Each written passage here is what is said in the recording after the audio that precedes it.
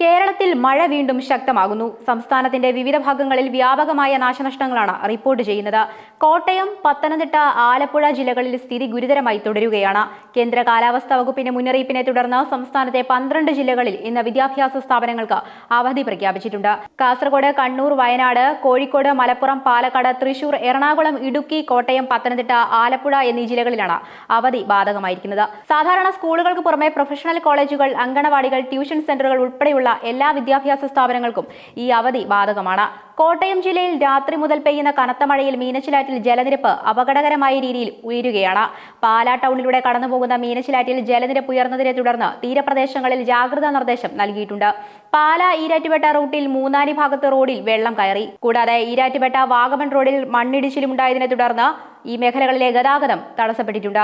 മീനച്ചിൽ താലൂക്കിന്റെ പരിധിയിലുള്ള പൂഞ്ഞാർ, തീക്കോയി, ഭരണങ്ങാനം, തലനാട്, മൂന്നിലവ്, ഈരാറ്റുപേട്ട തുടങ്ങിയ മലയോര മേഖലകളിൽ ശക്തമായ മഴയും ഉരുൾപൊട്ടൽ, മണ്ണിടിച്ചിൽ സാധ്യതയുമുള്ളതിനാൽ ജനങ്ങൾ അതീവ ജാഗ്രതയിലാണ്. പലയിടങ്ങളിലും റോഡുകളിലേക്കും വീടുകളിലേക്കും വെള്ളം കയറി തുടങ്ങി. കോട്ടയം, കുമരകം, വൈക്കം റോഡിൽ പലയിടങ്ങളിലും വെള്ളം കയറിയതിനെ തുടർന്ന് ഗതാഗതം തടസ്സപ്പെട്ടു.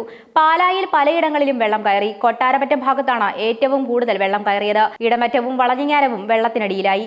തിരുവാർപ്പ്, കുമരകം, ആയിമനം, ആർപ്പൂക്കര, കുമ്മനം, താഴത്തങ്ങാടി, നട്ടശ്ശേരി തുടങ്ങിയ താഴ്ന്ന പ്രദേശങ്ങളിലെ വീടുകളിലാണ് വെള്ളം കയറിയിട്ടുള്ളത്.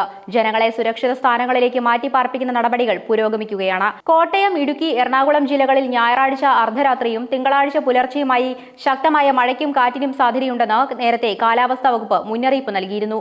മണിക്കൂറിൽ 40 കിലോമീറ്റർ വരെ വേഗതയിൽ ശക്തമായ കാറ്റും വീശിയടിക്കാൻ സാധ്യതയുണ്ടെന്ന് മുന്നറിയിപ്പിലുണ്ടായിരുന്നു. പത്തനംതിട്ട ജില്ലയിൽ സ്ഥിതി അതീവ ഗുരുതരമായി തുടരുകയാണ്. റാന്നി ആറന്മുളയും വീണ്ടും കടുത്ത പ്രളയഭീതിയിലാണ്. പമ്പാ നദിയുടെ കരകളിൽ ഭീതിതമായ സാഹചര്യമാണ് നിലവിലുള്ളത്. സാഹചര്യം കൂടുതൽ വഷളാക്കിക്കൊണ്ട് മൂഴിയാർ ഡാം ഏതു സമയത്തും തുറക്കുമെന്നാണ് അധികൃതരുടെ മുന്നറിയിപ്പ്. കൊല്ലത്ത് നിന്ന് കൂടുതൽ മത്സ്യബോട്ടുകൾ പത്തനംതിട്ടയിലേക്ക് തിരിച്ചിട്ടുണ്ട്. ശബരിമലയിലേക്ക് ഇന്ന് ഭക്തരെ കടത്തിവിടില്ല. ആലപ്പുഴ അപ്പർ കുട്ടനാട് വെള്ളത്തിൽ മുങ്ങി. കുറ്റൂർ, പെരിങ്ങര, നെടുമ്പ്രം, നിരണം, കടപ്ര, തിരുവല്ല തുടങ്ങിയ നഗരസഭകളിലെ താഴ്ന്ന പ്രദേശങ്ങൾ വെള്ളത്തിൽ മുങ്ങി. നൂറുകണക്കിന് വീടുകൾ ഒറ്റപ്പെട്ട നിലയിലാണ്. ഇന്നലെ രാത്രി നിർത്താതെ പെയ്ത കനത്ത മഴയെ തുടർന്ന് മേഖലയിലെ നിരവധി കുടുംബങ്ങളെ ക്യാമ്പുകളിലേക്ക് മാറ്റിയിട്ടുണ്ട്. ജനങ്ങൾ മാറി താമസിക്കണമെന്ന മുന്നറിയിപ്പ് അനൗൺസ്മെന്റ് കോഴഞ്ചേരി അടക്കം മേഖലകളിൽ നൽകുകയാണ്. തിങ്കളാഴ്ച പുലർച്ചെയോടെ പമ്പാ നദിയിൽ വീണ്ടും ജലനിരപ്പ് ഉയർന്ന സാഹചര്യത്തിലാണ് റാന്നി പോലീസിന്റെ അടിയന്തര ജാഗ്രതാ നിർദ്ദേശം എത്തിയിരിക്കുന്നത്. റാന്നിയിൽ വീണ്ടും വെള്ളം കയറാൻ സാധ്യതയുള്ളതിനാൽ പ്രദേശത്തുള്ളവർ ഉടൻ തന്നെ സുരക്ഷിത സ്ഥാനങ്ങളിലേക്ക് മാറണമെന്ന് റാന്നി CI അറിയിച്ചു. കഴിഞ്ഞ ദിവസത്തെ കനത്ത മഴയെ തുടർന്ന് റാന്നി ടൗൺ ഉൾപ്പെടെയുള്ള പലയിടങ്ങളും വെള്ളത്തിൽ മുങ്ങിയിരുന്നു. ഞായറാഴ്ചയോടെ വെള്ളം ഇറങ്ങി തുടങ്ങിയെങ്കിലും വ്യാപാരികൾക്കടക്കം വലിയ നാശനഷ്ടങ്ങളാണ് ഇതിനോടകം ഉണ്ടായത്. സ്ഥിതിഗതികൾ നേരിടാൻ കൊല്ലത്ത് നിന്ന് കൂടുതൽ മത്സ്യബന്ധന ബോട്ടുകൾ പത്തനംതിട്ടയിലേക്ക് തിരിച്ചുവിട്ടിട്ടുണ്ട്.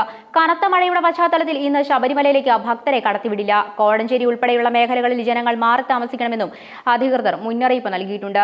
കേരള തീരത്ത് ശക്തമായ മഴ തുടരുന്ന സാഹചര്യത്തിൽ വിവിധ ജില്ലകളിൽ കേന്ദ്ര കാലാവസ്ഥാ വകുപ്പ് റെഡ്, ഓറഞ്ച് അലർട്ടുകൾ പ്രഖ്യാപിച്ചിട്ടുണ്ട്. മലയോര മേഖലകളിലേക്കുള്ള രാത്രി യാത്രയ്ക്ക് കർശന നിരോധനവും ഏർപ്പെടുത്തിയിട്ടുണ്ട്. ഉരുൾപൊട്ടൽ, മലവെള്ളപ്പാച്ചിൽ സാധ്യത മുൻനിർത്തി ശക്തമായ മഴ തുടരുന്ന മലയോര മേഖലകളിലും മുൻപ് ഉരുൾപൊട്ടലുണ്ടായ പ്രദേശങ്ങളിലും താമസിക്കുന്നവർ അതീവ ജാഗ്രത പാലിക്കണം. മലവെള്ളപ്പാച്ചിൽ സാധ്യതയുള്ളതിനാൽ പുഴകളിലും തോടുകളിലും ഇറങ്ങുന്നതോ കുളിക്കുന്നതോ മീൻ പിടിക്കുന്നതോ കർശനമായി നിരോധിച്ചിരിക്കുന്നു. കേരള തീരത്ത് ഉയർന്ന തിരമാലയ്ക്കും കടലാക്രമണത്തിനും സാധ്യതയുള്ളതിനാൽ തീരദേശവാസികൾ ജാഗ്രത പാലിക്കണമെന്നും മുന്നറിയിപ്പുണ്ട്.